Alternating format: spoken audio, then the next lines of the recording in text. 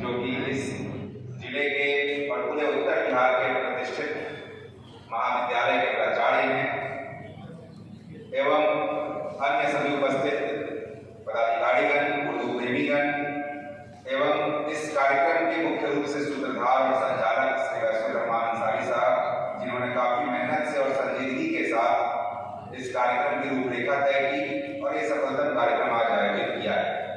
आज इस अवसर पर मुझे काफी खुशी हो रही है कि हम लोग उर्दू के उत्थान, उर्दू की विरासत और कैसे इसे हम लोग आगे ले जाएं, इन चीजों पर चर्चा करने के लिए और उसको विकसित करने के लिए, आगे बढ़ने के लिए आज यहाँ इकट्ठा हुए हैं।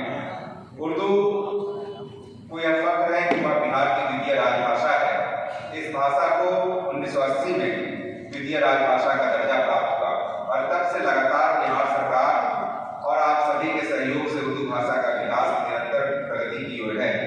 बिहार के तत्कालीन मुख्यमंत्री एवं उर्दू प्रेमी डॉक्टर जगन्नाथ मिश्रा जी, मरहूम मोहम्मद अब्दुल मुगनी साहब और श्री स्वतंत्र नारायण एवं मरहूम गुलाम सरवर साहब के योगदान हम लोग नहीं भुला सकते। उर्दू किसी समुदाय की भाषा नहीं है, ये हम नहीं कह सकते हैं कि किसी एक विशिष्ट समुदाय की भाषा है, बल्कि यह वह भाषा है जो कि आम आवाम की भाषा है, प्रेम की भाषा है और सहयोग और सौहार्द की भाषा है।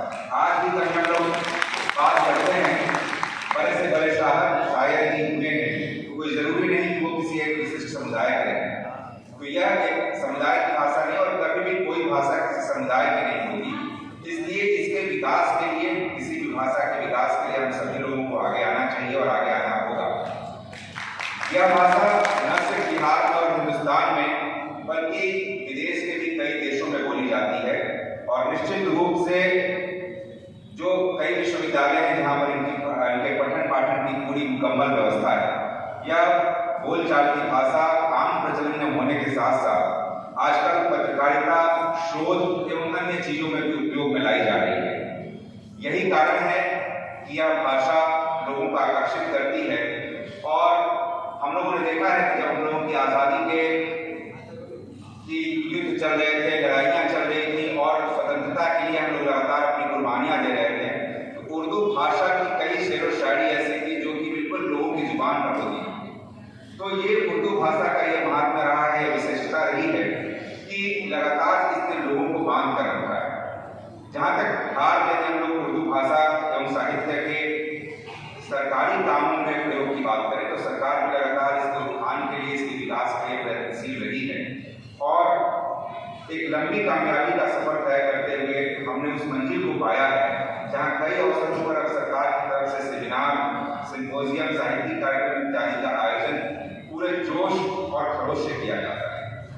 उर्दू की तरक्की और उन्नति के लिए उर्दू निदेशालय यहाँ बिहार में कार्यरत है और मंत्रिमंडल सचिवालय के अंदर ये होता है। उर्दू भाषा के विकास के लिए कई योजनाएं भी चलाई जाती हैं। आप लोगों को मैं बताऊं कि अल्पसंख्यक कल्याण विभाग को काफी मजबूत किया गया है और उनके कार्यक्रमों की लगातार समीक्षा की जाती रही है और सभी जिलों में मैट्रिक हो, इंटरमीडिएट हो या ग्रेजुएशन के छात्र हों, उनके लिए उर्दू भाषा विद्यार्थी प्रोत्साहन योजना भी चलाई जाती है। इस प्रतियोगिता के तहत हाल ही में यह प्रतियोगिता आयोजित की गई थी, जिसमें मुझे भी शरीक होने का मौका मिला था और मैंने सुना कि उर्दू के जानकार बच्चों ने काफी जोश से और काफी मोटिवेशन के साथ उर्दू भाषा के विकास को लेकर के और उर्दू जबान में अपनी बातें रखी थी। ये कार्यक्रम जिला परिषद के सभागार में हुआ। उर्दू भाषा के विकास के लिए सभी जिलों के उर्दू भाषा कोषांग के द्वारा फरोगे उर्दू का आयोजन किया जाता है और उर्दू भाषा में जो पत्रिका है वो निकाली जाती है। सरकार चाहती है कि हर एक जो कार्य है, कोई भी नाम है, शिलापट्ट है, उन सभी में उर्दू का भी प्रयोग हो। लेकिन ये सरकारी एक तरह से सहयोग है। हम लोगों को भी आगे आना होगा, जो उर्दू भाषा के प्रेमी हैं उन्हें भी आगे आना होगा, क्योंकि कोई भी भाषा तभी जीवित रह सकती है, तभी विकसित रह सकती है जब वो आम आवाम की भाषा हो।